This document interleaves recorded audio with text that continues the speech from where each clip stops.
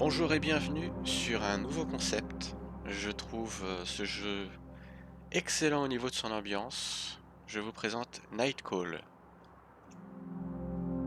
Le concept, nous sommes chauffeurs de taxi et nous allons devoir concilier cela avec la résolution d'enquête.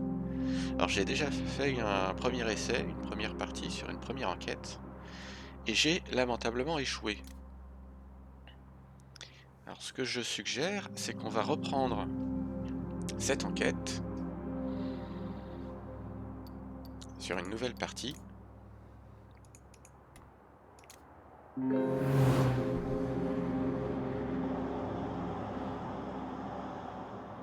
Et pour faire la démo de ce jeu, on va choisir le niveau de difficulté le plus bas, juste pour la première partie. Le juge. Les victimes ont un lien entre elles et le mobile semble clair. Mais quel suspect aurait pu commettre ces meurtres? Une enquête équilibrée, parfaite pour une première partie de Night Call. En gros, je suis une merde. Difficulté, histoire. L'enquête sera plus simple à résoudre, parfait pour profiter de l'histoire. Et l'histoire est vraiment intéressante.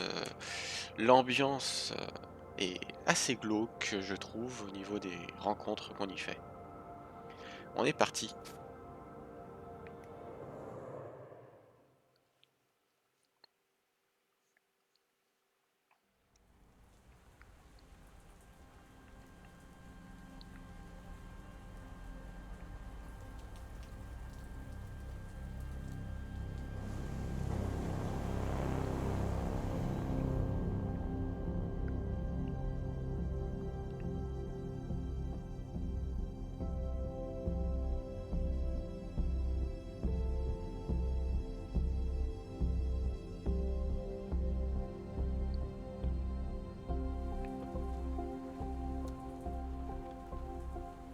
Ça se passe à Paris.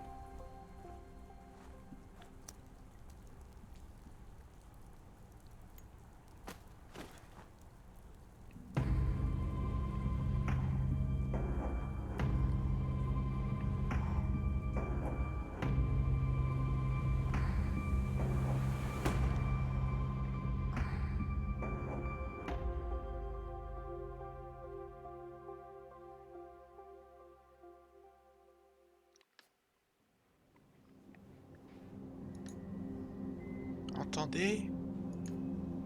Monsieur, est-ce que vous m'entendez? Ou est-ce que vous voulez que je parle plus fort? Oui, plus fort. Ça vous va comme ça?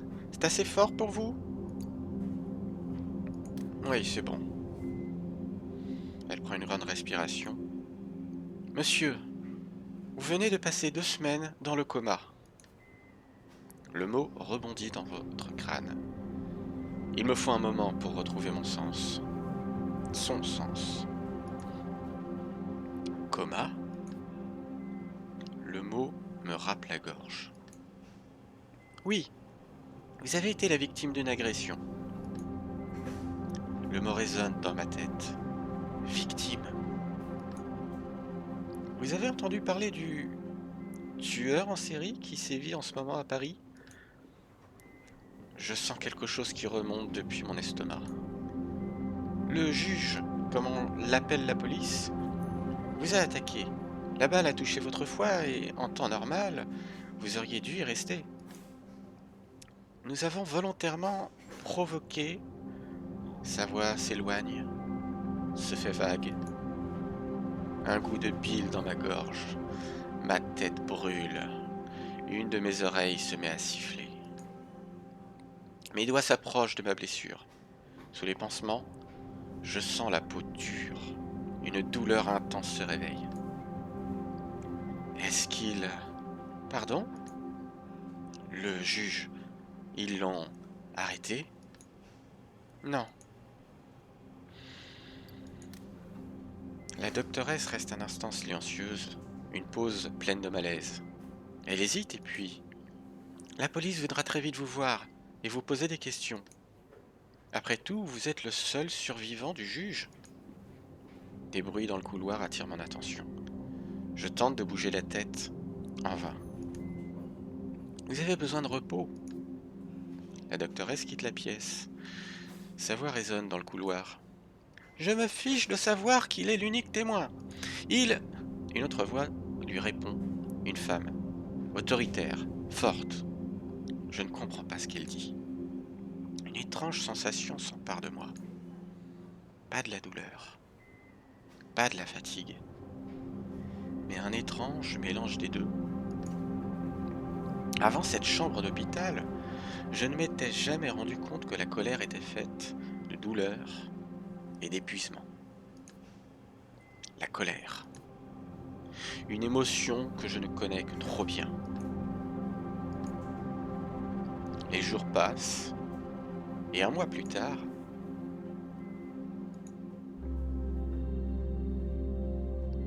nuit 1, 22 heures, 327 euros, en banque. Bon, écoute, je suis embêté. Très embêté même. Une migraine puissante me cisaille les tempes. C'est ma première nuit depuis l'attaque. Tu m'écoutes? J'observe le visage de mon patron dans le rétroviseur. Ouais. Il m'observe sans dire un mot pendant quelques secondes. Des fois, je me demande à quoi tu penses dans ta tête. On dirait que t'es jamais vraiment là. Je t'écoute. Ok. Il scrute mon visage. Il tente de déchiffrer mes pensées. Tu sais que je m'inquiète pour toi, hein? Je sais. Tu sais que tu es comme un fils pour moi. Je sais. Je sais aussi qu'il va me raconter pour la 100e fois l'histoire de son garage. Quand mon père est mort et que je me suis retrouvé avec l'épicerie, j'aurais pu la vendre et me barrer au bled. Mais tu as préféré ouvrir le garage pour embaucher des gars du quartier. Le patron sourit. Il sait qu'il la raconte trop souvent. Et c'est comme ça que je fais bosser 45 gus comme toi. Il fait danser sa main dans les airs. Enfin, personne t'arrive à la cheville. Il sourit. Le ton de sa voix devient soudain sérieux. Tu as besoin que je te réexplique comment tout fonctionne? Il indique le boîtier du taxi sur le tableau de bord, le compteur, la carte. Ça fait plusieurs semaines que je n'ai pas mis les pieds dans le taxi. Ai-je besoin d'une petite mise à niveau? Non, t'inquiète. Tu sais, ça prend 45 secondes et puis après, moi je suis tranquille. Vraiment, pas besoin. Il lève les mains en l'air, marque sa défaite. Très bien. Mais je sais que je peux te faire confiance. Mais je crois que tout le monde est plus à l'aise si tu la jouais à la cool. Ses yeux cherchent quelque chose dans mon regard et il lâche un soupir un peu étrange qui monte dans les aigus à la fin.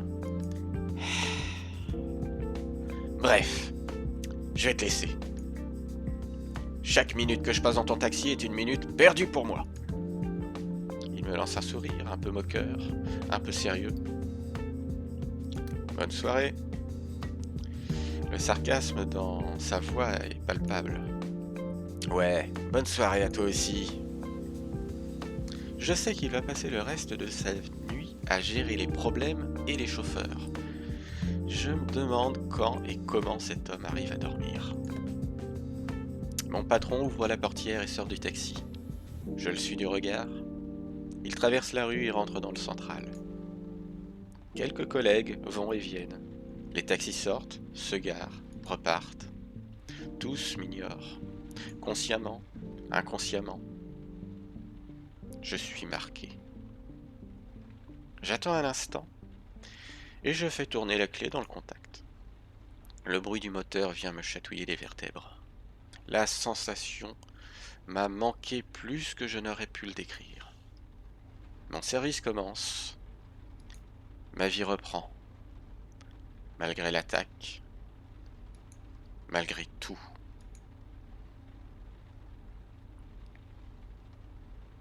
Voilà l'écran principal du jeu, pendant les nuits, où on choisit sur la carte de Paris vers qui on va aller pour démarrer. Donc on va devoir gérer la jauge, l'argent et le temps. Pour l'instant, on reprend notre vie, on l'espère normalement. Allons prendre un client. Chaque client a ses histoires. Issues de vraies anecdotes de taxi, apparemment. Alors, distance 5 km 27, tarif 17. Bon, pour un début, on va accepter. Le client qui monte sur la banquette arrière pourrait être un mannequin. D'une voix calme et chaleureuse, il me demande de le conduire à Roissy, à l'aéroport. Je sens que mon client veut parler du tueur. C'est simple. Depuis le premier meurtre, tout le monde sait quelque chose. Tout le monde a vu quelque chose. Et mon client ne déroge pas à la règle. Nouvel indice. Dans le rétroviseur, je le vois vérifier ses vêtements, sentir son haleine, se préparer. Je conduis souvent des gens à l'aéroport et ils ont soit un bagage, soit un bouquet de fleurs. Mon client n'a ni l'un ni l'autre. Il se regarde dans le rétroviseur, il écarte les lèvres, passe sa langue sur ses dents. J'ai rien entre les dents, hein? J'hoche négativement la tête. Je me demande ce qu'il va y faire. Vous vous demandez pourquoi je vais à l'aéroport, n'est-ce pas? Oui. Je savais que vous seriez curieux. Je vais vous le dire, mais c'est un secret. Sa voix change, comme s'il faisait désormais un discours. Les femmes aujourd'hui sont trop malignes pour les hommes. Trop fortes, trop rapides pour la drague. Il renifle, comme s'il sentait une mauvaise odeur dans le taxi. Il existe des dizaines de livres sur comment serrer, sur comment conclure, mais ils font tous une erreur fatale. Vous savez laquelle? Ils sont idiots. Vous n'avez pas lu les bons, sans doute. Visiblement peu gêné par votre remarque, il continue comme si de rien n'était. Je vais vous l'expliquer. Tous les livres sur la drague ne parlent pas du meilleur endroit pour draguer. L'aéroport. C'est du génie, non? Et les femmes dans les aéroports sont seules, émues, disponibles. Dans la rue, elles sont pressées, n'ont pas le temps. Dans les cinémas ou les musées, elles ne veulent pas être dérangées. Mais dans un aéroport... Il semble si fier de lui que je reste silencieux. C'est moi ou il y a une drôle d'odeur dans votre taxi? Non, désolé, je ne sens rien. Il hausse les épaules, repart de plus belle dans son monologue. Moi, vous voyez, je préfère les femmes mûres. Les femmes célibataires qui envoient ou récupèrent leur mioche à leur ex. Elles se tiennent devant le comptoir des enfants non accompagnés. Elles attendent des informations sur un vol retardé ou sur un changement de porte. Je me glisse à côté d'elles, je regarde le panneau, je fais le mec inquiet. Ma sœur, je commence comme ça, j'attends ma petite sœur. C'est sa première fois à Paris. Je vais l'emmener visiter le Louvre. Elle veut faire de la mode plus tard. Elle est déjà si douée. J'espère que tout va bien, qu'elle a fait bon voyage, je l'aime plus que tout. C'est ma demi-sœur, mais je l'aime comme une entière. Un sourire. Il renifle encore une fois, jette un œil dans le taxi, puis revient sur son sujet. Alors ça, le coup de la demi-sœur, ça marche à tous les coups. Parents divorcés, remariés, à tous les coups. Ha! Par contre, petit conseil, faut y aller tôt. Bien planifier sa journée, surveiller les vols intérieurs, les retards, les compagnies. Ça demande de la préparation, mais normalement je repars avec 20, parfois 30 numéros. En 6 heures, pas mal, non? Pardon, mais je peux vous poser une question personnelle? Mais bien sûr, allez-y. Tout ce qui peut vous aider à mieux comprendre ma stratégie. Tellement envie de répondre ça. Mais je tiens à mon pourboire. Je tiens à mon pourboire. Vous avez vraiment besoin de ça? Je ne suis pas sûr de comprendre. Eh bien, vous êtes plutôt attirant, physiquement. Et? Et donc c'est vraiment utile de draguer les femmes comme vous le faites? Vous ne plaisez pas aux femmes? Rien à voir! C'est plus efficace, plus productif. Je drague 2 jours par semaine et j'ai rendez-vous pour plusieurs semaines. Et puis c'est aussi plus facile, c'est moins, comment dire, personnel. Je sais que ça ne sera jamais sérieux. Et ça, c'est ce que je cherche. Vous comprenez? Mhm. Le taxi s'arrête au dépose minutes. Votre client vous règle et sort. Je vous jure, vous devriez suivre mon conseil. C'est tellement facile. Il suffit d'un peu de bagou, quoi. Elles tombent toutes dans le panneau. C'est fou cette odeur de merde là, on dirait qu'elle me suit partout. Il s'éloigne. Vous apercevez sous sa semelle droite une tache marron sombre. Le client disparaît dans l'aéroport. Je baisse la vitre arrière et démarre le taxi. Un petit pourboire. Il va falloir faire le plein de pognon avant que les dépenses n'arrivent, et elles arrivent en fait tous les jours, les dépenses fixes. Alors là, quand c'est entouré de jaune comme ça, c'est que c'est une des personnes qui sont des... Ah, je perds le terme. Des suspects potentiels.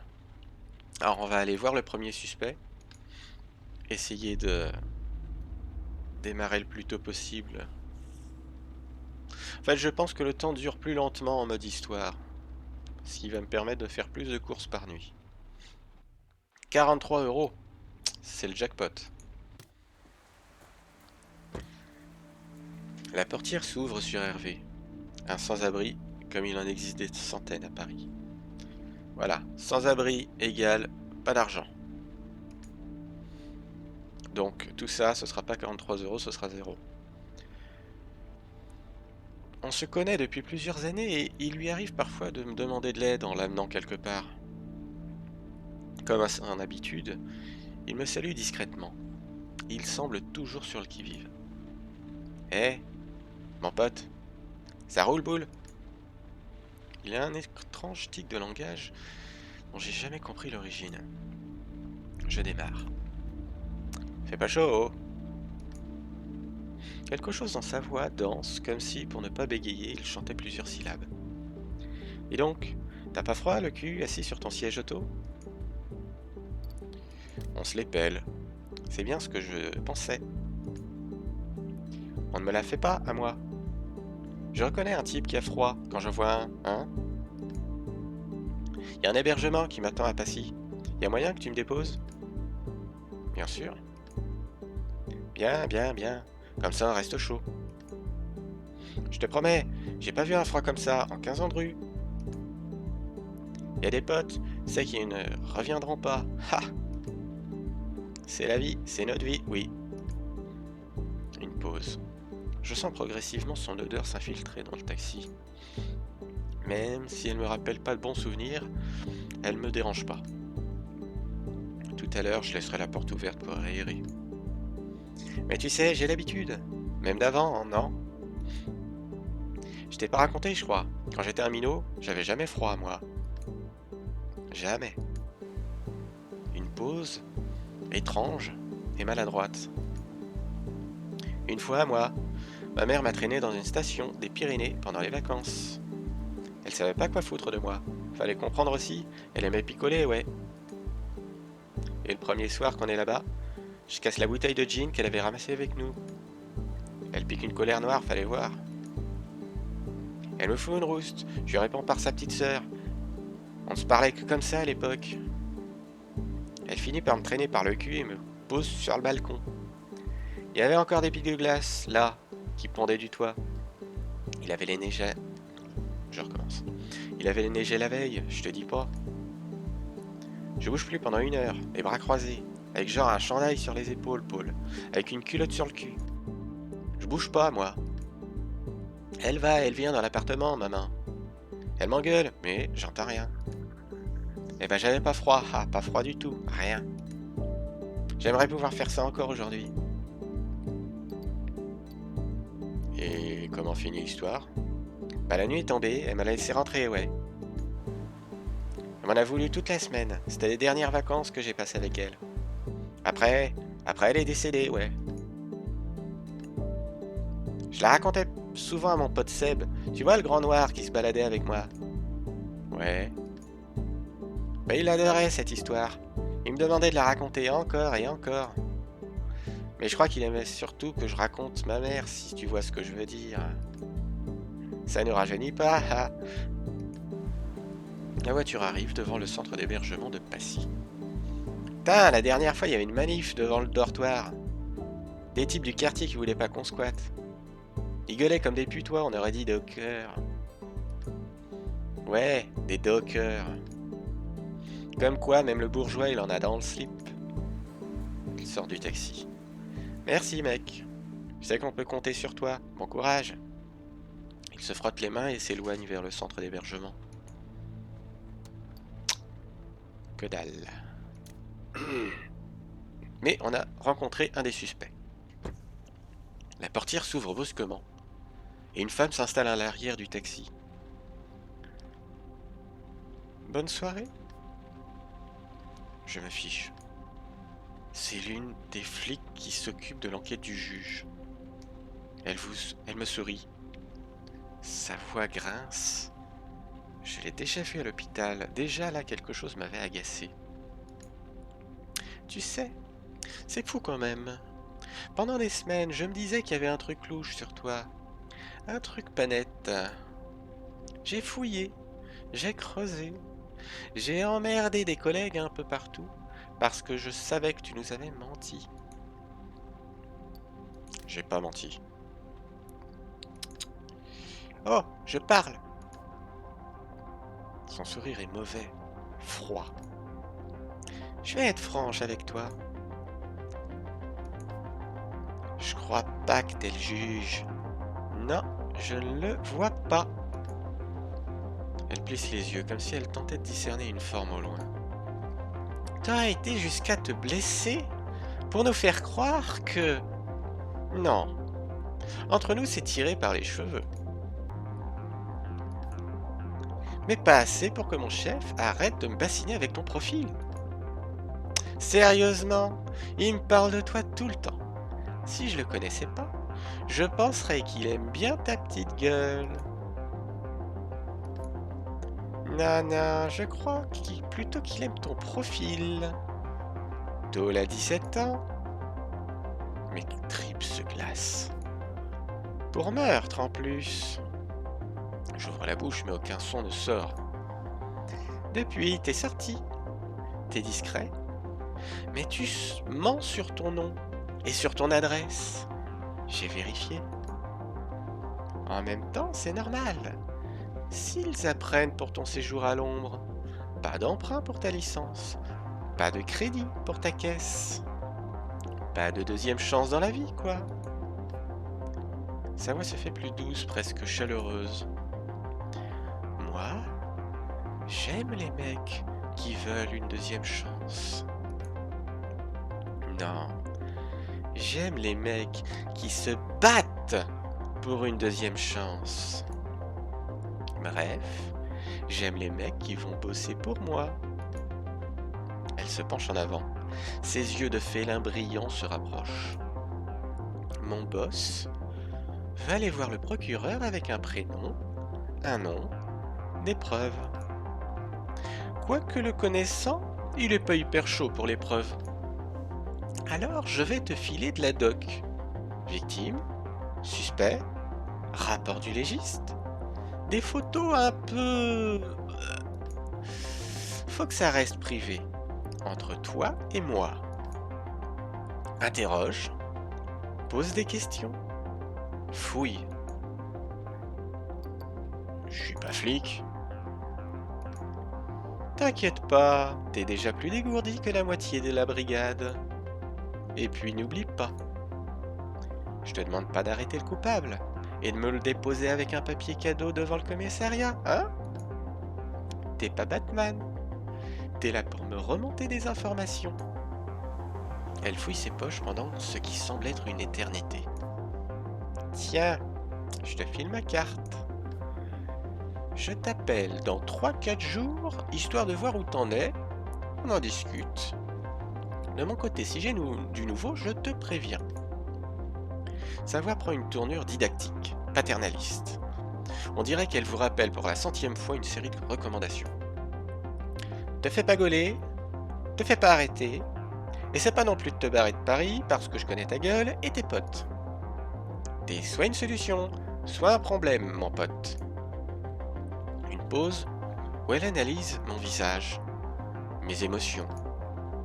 S'il faut, j'irai faire chier tu sais qui.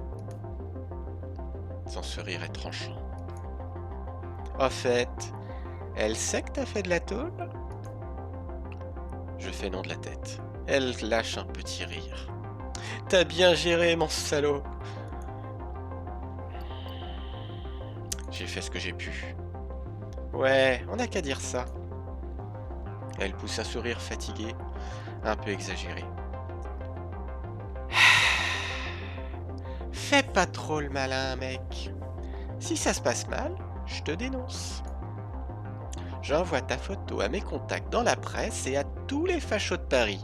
Ta photo avec ton nom. Ton vrai nom.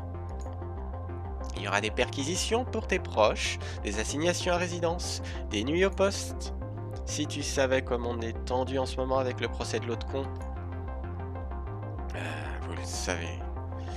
Je sais très bien où elle va en venir. D'ailleurs, vous avez presque le même nom de famille. Vous êtes quasi des frères en fait. Je n'ai rien à voir avec ce terroriste. Laisse-moi te dire qu'avec ta gueule et ton blaze, tu vas bien être reçu. Sa voix prend une tournure sérieuse, professionnelle. Moi, je veux choper ce tueur. Je veux qu'on le traîne au tribunal. Qu'on foute sa vie en l'air. Et en beauté. Je peux pas rater cette affaire, tu piges? Toi aussi, non? Bien sûr. Bah super, on est sur la même longueur d'onde. Et t'as qu'à te dire que t'es notre indique, cousin. Il t'a ouvert le bide, t'as vu tes tripes, t'étais dans le coma. Ouais, t'as de bonnes raisons de lui en vouloir. Non, moi je crois que tu vas faire ce que je te dis.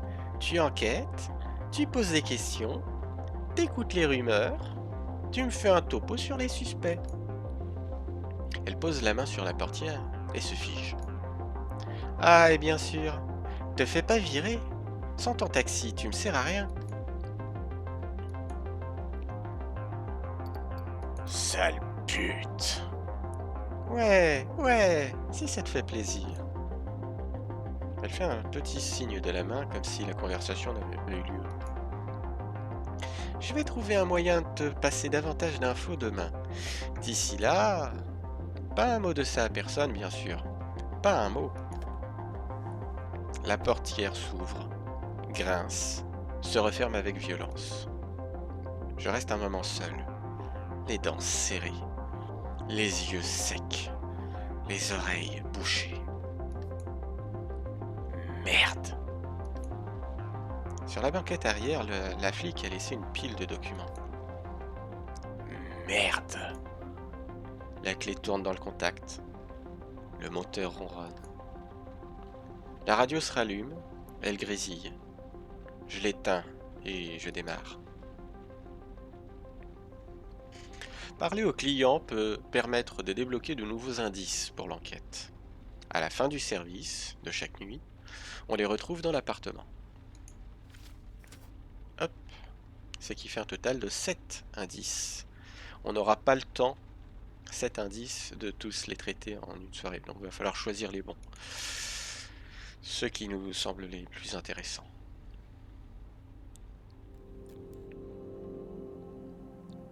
Voilà, donc petite nuit.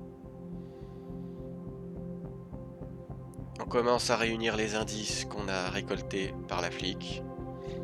On épingle les suspects. 5 suspects. Je prends un instant pour apprécier le silence de mon studio. Dehors, la ville se réveille lentement. Dans mes oreilles, le moteur de mon taxi bourdonne encore. Je jette sur la table les dossiers donnés par Busset. Sur le mur, j'ai accroché ce grand tableau de Liège, où un temps je punaisais les photos de mes neveux. Ils ont disparu depuis que je suis sorti de... Mon idée est simple. Noter tous les indices potentiels et les relier au suspect. Le coupable ne sera pas forcément celui pour lequel j'aurai trouvé le plus d'indices, mais celui pour qui les indices seront les plus pertinents. C'est comme si je devais construire une histoire derrière chaque suspect. Comprendre les motivations derrière les meurtres. Comprendre comment il ou elle en est arrivé là. Ma voisine tire la chasse d'eau.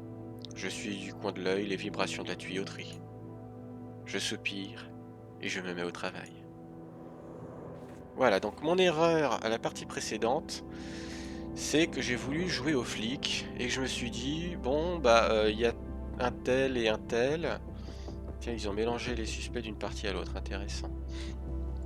C'est les mêmes, mais ils les ont mélangés. Et j'ai voulu faire de la déduction, sauf que le jeu vient de nous dire ce qui compte, c'est la piste, le nombre d'indices. Donc ça, ce ne sont pas les victimes, ce sont les suspects. Nous avons un flic à la retraite, né dans les Antilles. Un avocat qui a été défenseur dans l'affaire Douar et dans des affaires de victimes d'abus sexuels. Défenseur de victimes. D'accord, abus sexuels, ça pourrait être un motif par exemple. Joueur de foot quand il était jeune. Lui, c'est un flic. Sa femme est juge. Intéressant. Hein. Ici, on a un père policier et lui-même policier. Mère malade à cause d'un médicament, un scandale. Homosexuel. Ce qui est balèze, c'est qu'ils nous le disent alors qu'en fait, il n'en a pas parlé au travail, donc comment on a l'info, ça? Un sans-abri, celui qu'on a croisé tout à l'heure. Il a des complications de santé à cause du scandale qu'on a vu. Il a travaillé peu de temps pour la deuxième victime et il a déjà été arrêté pour cambriolage. Un médecin légiste qui a fui l'Argentine. Ses parents sont morts sous la junte. Sous la junte. Alors là, on a déjà un premier indice. Salim, la victime 1 a été agressée. Non, a agressé sexuellement, mais jamais arrêté. Donc là, ça pourrait être un avocat qui se dit, tiens, la victime est un agresseur sexuel, mais jamais arrêté, je fais justice moi-même. Ça pourrait être ça, son idée. Mais il n'y a pas assez d'indices. Donc là, on a un rapport d'autopsie, victime 7, victime 3. Alors on va prendre le rapport d'autopsie. Voilà. Photo de scène de crime. Vas-y, voilà. Les scènes de crime, ce seront des endroits où on peut se déplacer. Donc on va pas en mettre trop d'un coup, on va plutôt prendre les dossiers d'enquête. Ouais, le dossier de l'enquête, il est gros. Rapport d'autopsie, ce sera utile. Bon bah si on peut, on met aussi les photos. Ok, on a eu le temps de tout faire. Ce qui nous fait plein d'indices. Bien. Je pense que pour une première nuit, ce sera suffisant. Je vais finir la nuit et on fera le tri dans la prochaine vidéo. Je passe une main lourde sur mon visage fatigué.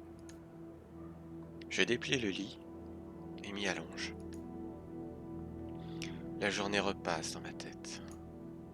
Les rues, les clients, les visages, les problèmes. Oh, des larmes se forment au coin de mes yeux.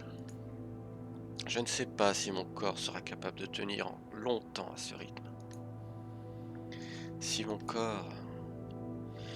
Je regarde le mur d'enquête. Il paraît bien vide. Est-ce que c'est sûr qu'il s'agit de la meilleure? C'est encore trop tôt pour le dire. Mon esprit vagabonde un instant. Une seconde plus tard, je m'endors.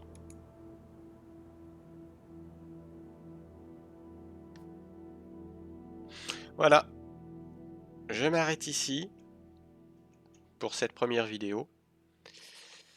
Et je vais donc refaire cette enquête, comme je le disais, donc pour une deuxième fois, en espérant ne pas me tromper cette fois-ci, en essayant d'avoir plus d'indices cette fois-ci.